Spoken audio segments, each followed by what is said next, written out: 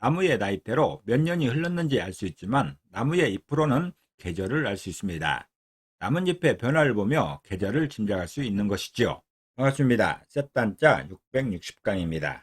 오늘은 나뭇잎을 의미하는 나뭇잎 엽자를 중심으로 하는 5개 한자를 셋단자로 해석해 보겠습니다. 먼저 중심자로 사용될 잎엽자입니다. 잎엽자는 나뭇잎을 의미하고 있습니다. 잎엽자는 세대 세자와 나무 목자로 구성되었지요. 그 중에 세대 세자는 세대를 의미합니다. 한 묶음인 것이죠. 나무 목자는 나무를 의미하고 있습니다. 그래서 잎엽자는 나무의 세대를 알리는 게 나뭇잎이라 표현하고 있습니다. 다시 말해서 나뭇잎은 나무에서 시간의 묶음을 보여준다는 것이죠. 나뭇잎의 변화를 보게 되면 계절을 알 수 있습니다. 봄, 여름, 가을, 겨울 계절마다 나뭇잎의 모양이 달라집니다. 색깔도 달라지는 것이죠. 나무를 보면서 계절을 알 수가 있는 것인데 그 나무의 잎을 보게 되면 계절의 변화를 알 수 있는 것이죠. 잎엽자는 나무의 세대를 알리는 게 나뭇잎이라 표현하고 있습니다. 다시 말해서 나뭇잎의 변화를 보고 계절을 알 수 있다는 것이죠. 잎엽자는 붓으로 주로 사용되는 글자이고 이 글자가 바로 온전자로 사용되고 있습니다. 풀초자가 결합된 이 나뭇잎 엽자가 온전자로 사용되고 있습니다. 나뭇잎을 의미하는 잎엽자에 또 하나의 붓을 추가할 때마다 또 다른 한자를 만날 수 있습니다. 이것이 바로 셋다자입니다. 잎엽자가 포함된 첫 번째 관련자는 나비접자입니다. 나비접자는 나비를 의미하는 것이죠. 이 나비접자는 벌레 회자와 잎엽자로 구성되었습니다. 그 중에 벌레 회자는 벌레를 의미하는 것이고 잎엽자는 잎입니다. 나뭇잎을 의미하는 것이죠. 그래서 나비접자는 잎에 있는 벌레가 나비라 표현하고 있습니다. 다시 말해서 나뭇잎에 앉아있는 나비의 모양을 설명하고 있습니다.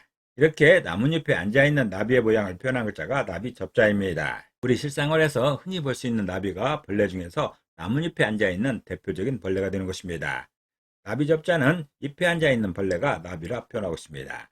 다시 말해서 나뭇잎에 앉아있는 나비의 모양을 이렇게 설명하고 있는 것이죠. 사용 단어로서는 호접지몽이라는 말이 있습니다. 호접지몽은 나비에 관한 꿈이란 뜻이죠. 인생의 덧없음을 이루는 말입니다. 또 수영에서 접영이 있습니다. 봉접도 있습니다. 이럴 때 나비접자가 사용되고 있습니다. 두 번째 관련자는 염탐할 첩자입니다. 염탐할 첩자는 염탐하다는 뜻이 있죠. 염탐하다는 것은 원래 남의 사정을 살피고 조사하는 것을 말하고 있습니다. 이 염탐할 첩자는 말씀원자와 잎엽자로 구성되었습니다. 그 중에 말씀원자는 말씀이죠. 말을 의미하고 있습니다. 잎엽자는 나뭇잎을 의미하고 있습니다. 그래서 염탐할 첩자는 말이 잎에 붙어서 염탐한다고 표현하고 있습니다. 다시 말해서 정원에서 나뭇잎처럼 그렇게 변신하게 되면 밀담을 염탐할 수 있다는 것이죠. 두 사람이 뭔가 중요한 얘기를 하며 걸어가고 있습니다. 이 두 사람이 무슨 얘기하고 있는가 염탐하고 싶다면 나뭇잎이 되면 간단합니다. 나뭇잎에 귀가 있다면 얼마든지 염탐할 수 있는 것이죠. 이렇게 나뭇잎처럼 귀를 대고 변신할 수 있다면 얼마든지 염탐할 수 있는 것이죠. 염탐할 첩자는 말이 잎에 붙어서 염탐한다고 표현하고 있습니다. 다시 말해서 정원에서 나뭇잎처럼 그렇게 변신하게 된다면 밀담을 염탐할 수 있다는 것이죠. 사용 단어로서는 방첩부대가 있습니다. 방첩부대는 적국의 간첩이나 첩보 활동을 막는 임무를 맡은 부대를 말하고 있습니다. 또한 간첩이나 첩보를 할 때도 염탐할 첩자가 사용되고 있습니다. 나뭇잎 엽자가 포함된 세 번째 관련자는 편지첩자입니다. 편지첩자는 편지를 의미하는 것이죠. 이 편지첩자는 조각편자와 잎엽자로 구성되었습니다. 그 중에 조각편자는 조각을 의미하는 것이고 잎엽자는 나뭇잎을 의미하고 있습니다. 그래서 편지첩자는 조각으로 된 나뭇잎이 편지라 표현하고 있습니다. 다시 말해서 나뭇잎처럼 작고 넓적한 곳에 편지를 쓰는 것이죠.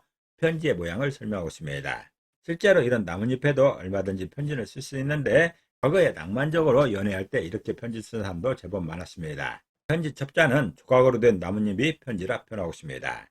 다시 말해서 나뭇잎처럼 작고 넓적한 곳에 편지를 쓴다라는 것이죠. 편지의 모양을 설명하고 있습니다. 사용 단어로서는 청첩장이 있습니다. 청첩장은 결혼 따위 후 좋은 일에 남을 초청하는 글을 적은 것을 청첩장이라는 것이죠. 또 이첩이나 통첩이랄 때도 편지첩자가 사용되고 있습니다. 네 번째 관련자는 파낼 설자입니다. 파낼 설자는 파내다는 뜻이 있죠. 파내다는 것은 묻히거나 박힌 것을 파서 꺼내는 것이죠. 이 파낼 설자는 물수변의 잎엽자로 구성되었습니다. 그 중에 물수변은 물을 의미하는데 특별히 흐르는 물을 표현하고 있습니다. 그리고 잎엽자는 나뭇잎을 의미하고 있습니다. 그래서 파낼 설자는 흐르는 물에서 잎을 파낸다고 표현하고 있습니다. 다시 말해서 물 위를 떠가는 나뭇잎을 떠올리는 모양이지요. 이렇게 흘러가는 물에 나뭇잎들이 제법 많이 있습니다. 이 나뭇잎을 떠서 올리는 이 모양이 파낼 설자입니다. 파낼 설자는 흐른 물에서 잎을 파낸다고 표현하고 있습니다. 다시 말해서 물 위를 떠가는 나뭇잎을 떠올리는 모양을 설명하고 있습니다. 사용 단어로서는 준설선이 있죠. 준설선은 준설기를 장치하여 준설공사에 종사하는 배를 말하고 있습니다. 그럴 때 준설이나 준설기를 할 때도 파낼 설자가 사용되고 있습니다. 나뭇잎 엽자가 사용된 다섯 번째 관련자는 수다스러울 첩자입니다. 수다스러울 첩자는 수다스럽다는 것이죠. 수다스럽다는 것은 쓸데없이 말수가 많은 것을 말하고 있습니다. 이 수다스러울 첩자는 입구자와 입엽자로 구성되었습니다. 그 중에 입구자는 입을 말하는데 입의 기능 중에서도 특별히 말하는 기능을 강조하고 있습니다. 입엽자는 나뭇잎을 말하는 것이죠. 그래서 수다스러울 첩자는 말이 나뭇잎 같은 게 수다라 표현하고 있습니다. 다시 말해서 바람에 흔들리는 나뭇잎처럼 가벼이 짓거리는 말을 수다라 표현하는 것이죠. 바람에 흔들리는 가장 가벼운 것 중에 하나가 바로 나뭇잎입니다. 아주 작은 바람에도 흔들리는 게 나뭇잎입니다. 이렇게 바람에 흔들리는 나뭇잎처럼 가벼이 짓거리는 말, 그런 말을 수다스럽다 표현하고 있습니다. 사용 단어로서는 첩첩남남이라는 말이 있습니다. 첩첩남남은 작은 목소리로 즐겁게 이야기를 주고받는 모습이나 남녀가 정답게 속삭이는 모습을 첩첩남남이랍니다. 오늘은 세트한자 670강으로서 나뭇잎을 의미하는 입엽자와 관련된 5개 한자를 세트한자로 해석해봤습니다. 오늘 배운 것을 다시 한번 요약하겠습니다.